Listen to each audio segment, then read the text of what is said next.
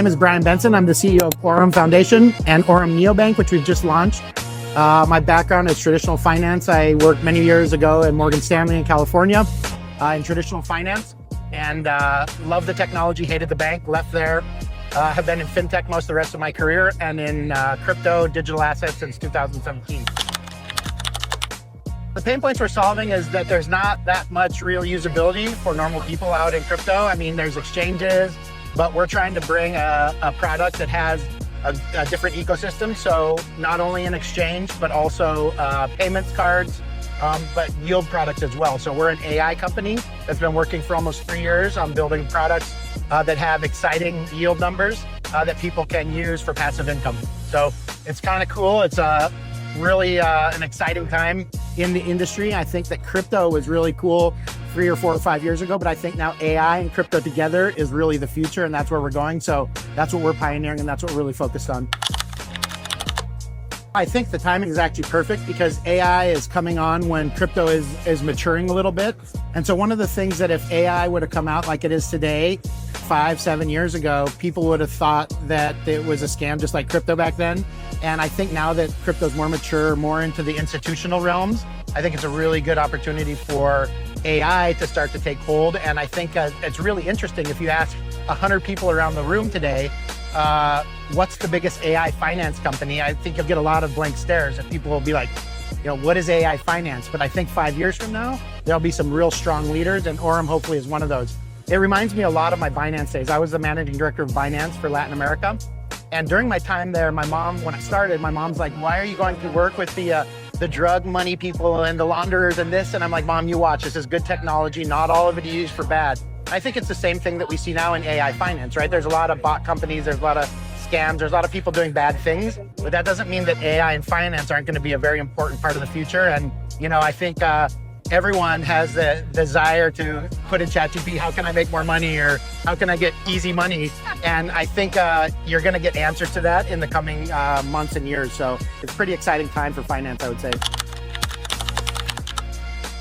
Well, no, she still says the same thing about Binance because, the stories that we see in the media. But no, I think she's gotten a lot more comfortable with it. And I think the misconceptions that we see now, the one misconception that bothers me a lot about crypto is I believe crypto was designed for the common people, for the normal people, for people that don't have the same opportunities in Venezuela and Turkey and, Argentina and all these countries where there's super high inflation.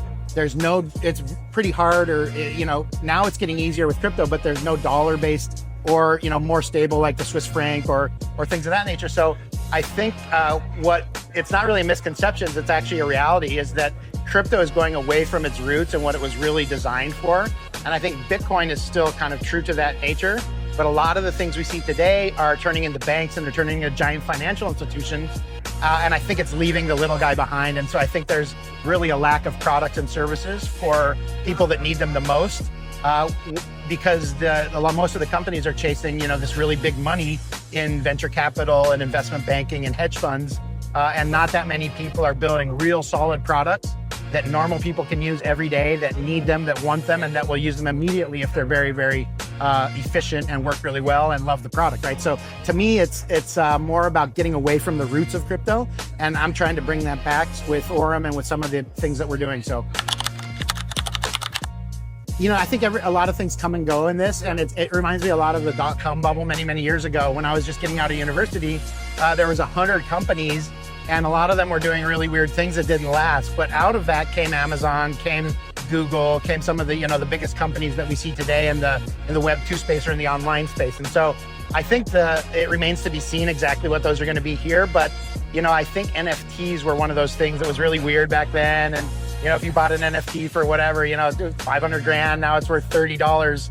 You're not that happy, right? And so I think that's one thing that's going to be reinvented. I don't think it's going to go away, but I think the technology for NFTs is going to be one that is used for different things than just collectibles and art, like we saw in the first sort of phase of NFT. So I don't know if that's the best answer, but that's one thing that I see changing quite rapidly. I guess the other thing that I'll say is that I think real world assets and tokenization is actually going to be bigger than a lot of people have predicted. So that's one thing that I think is actually going to stay. And this year and last year really solidified that. And we saw a lot of good projects, and we'll continue to see a lot more.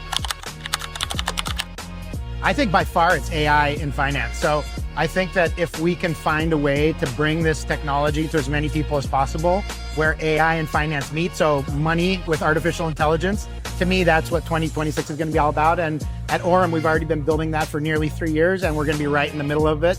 And we might not be the leaders, but we definitely are going to be in the top few, and I'm excited about the future. So yeah, AI finance, that's my answer.